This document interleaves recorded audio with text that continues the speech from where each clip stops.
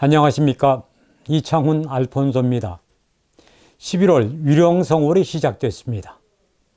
우리보다 먼저 세상을 떠난 이들의 영혼을 위해 기도하는 유령성월을 맞으며 무엇보다도 이태원 참사 사건으로 희생된 이들을 위해 기도합니다. 그리고 다시는 이런 비극적인 참사가 되풀이되지 않도록 철저한 원인 규명과 함께 확실한 대책이 뒤따라야 할 것입니다. 가톨릭신문과 가톨릭평화신문을 바탕으로 평협이 전하는 가톨릭 소식과 정보, 가톨릭평가소, 먼저 이번 주 주요 소식입니다. 한국천주교 주교회의는 이태원 참사와 관련 애도문을 발표해 안타깝게 목숨을 잃은 희생자들을 하느님의 자비에 맡겨드리며 기도한다고 밝히고, 관계당국은 참사의 원인과 과정을 철저히 살피고 무책임과 망각이 번복되지 않도록 해야 한다고 강조했습니다. 한편 주교회의 의장 이용훈 주교와 서울대교구장 정순택 주교를 비롯한 주교와 사제들은 10월 31일 서울 광장에 마련된 합동분향소를 찾아 희생자들을 위해 기도했습니다. 아시아 지역 주교회의들의 협의체인 FABC, 곧 아시아주교회의 연합회는 10월 30일 설립 50주년 총회를 마치면서 담화문을 발표해 기도와 협력의 정신으로 사랑과 연민, 정의와 용서의 힘에 의지해 현대의 도전에 대응해 나갈 것이라고 다짐했습니다. 우리나라를 비롯해 아시아의 29개 나라 주교 150여 명과 교황청 주요 인사 등 200여 명이 참가한 이번 총회는 FABC 반세기 성과를 돌아보고 다양한 도전에 직면한 아시아 교회가 평화를 일구고 새로운 복음화를 실현해 나가기로 약속하는 큰 계기가 됐습니다. 한국천주교 평신도 사도직 단체협의회는 11월 6일 제55회 평신도주의를 맞아 배포한 강론 자료를 통해 시노드 정신으로 세상의 복음화를 위해 담대하게 나아가는 새로운 출발점으로 삼자고 전국의 평신도들에게 호소했습니다. 평신도주일의 제정 취지와 의미, 이번 평신도주일 강론 자료의 주요 내용은 잠시 후 집중조명 순서에서 좀 더 자세히 살펴봅니다.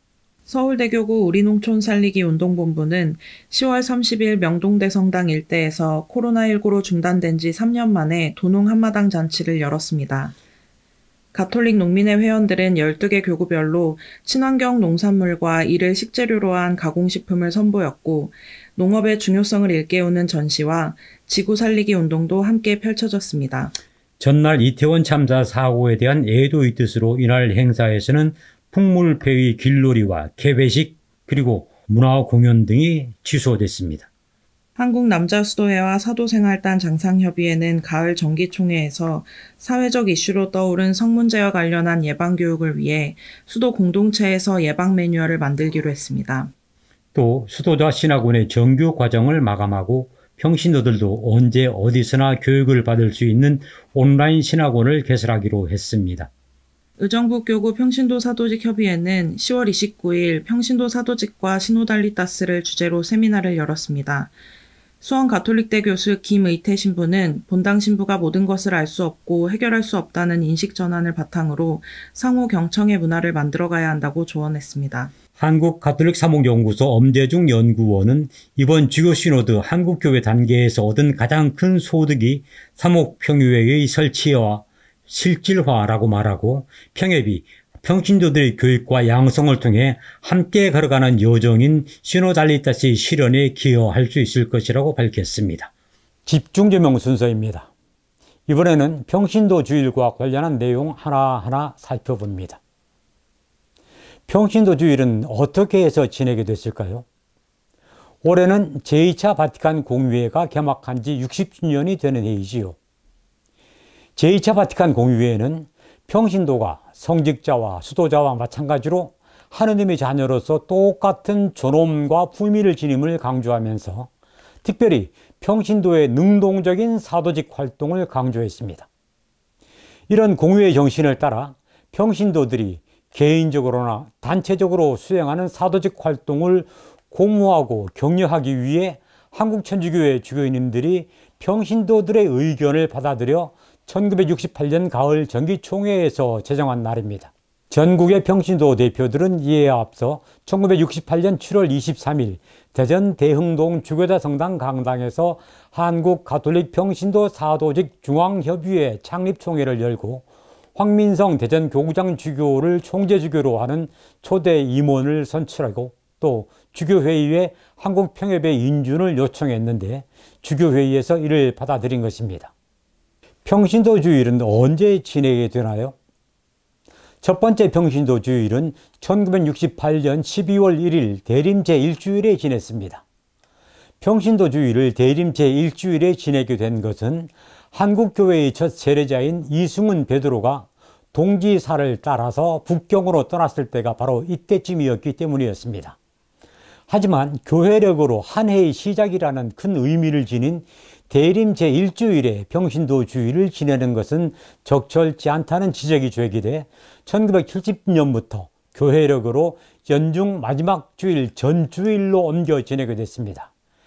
연중 마지막 주일인 연중 제34주일 역시 큰 축일인 그리스도 왕 대축일이어서 이 대축일보다 한 주 앞인 연중 제33주일을 평신도 주일로 지내게 된 것입니다.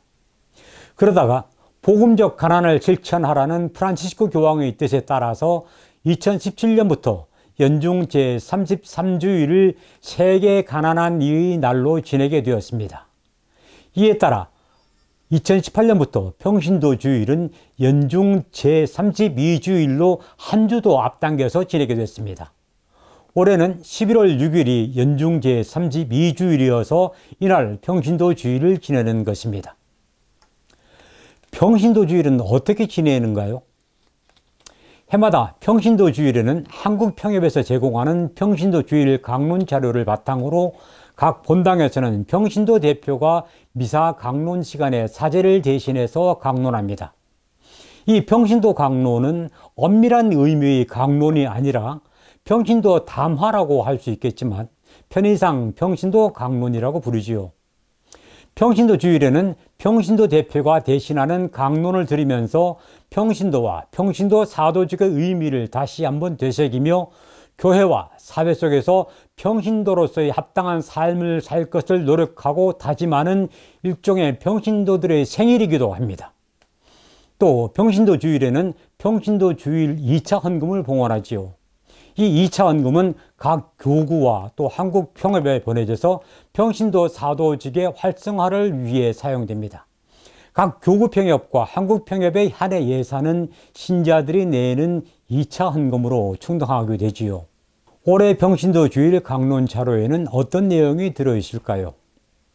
올해 평신도 주일 강론 자료 내용은 크게 세 가지를 들 수 있습니다. 첫째, 하느님 자녀라는 분명한 의식을 지니고 하느님 자녀답게 합당하게 살아가자는 것입니다. 그것은 바로 하느님 사랑과 이웃 사랑을 실천하면서 그 사랑의 증인으로서 살아가는 것입니다.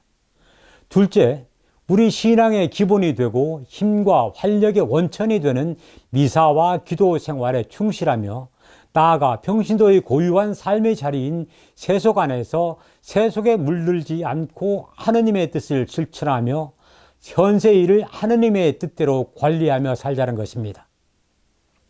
셋째, 교구 단계 시노드 경청 모임의 경험을 되새기면서 모두가 동반자로서 함께 걸어가는 가운데 경청하고 소통하며 식별하는 가운데 하느님의 뜻을 실천하는 시노달리타스의 여정을 지속해서 행하자는 것입니다. 이번 평신도 주일 강론 자료에서 제시하듯이 제55차 평신도 주일이 참다운 시노드 정신으로 평신도들이 세상의 복음화를 위해 담대하게 나아가는 새로운 출발점이 되기를 간절히 소망하고 기대합니다.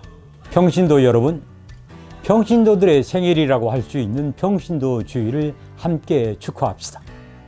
가톨릭 평가소 여기서 마치고 저는 다음 주에 다시 찾아뵙겠습니다. 고맙습니다.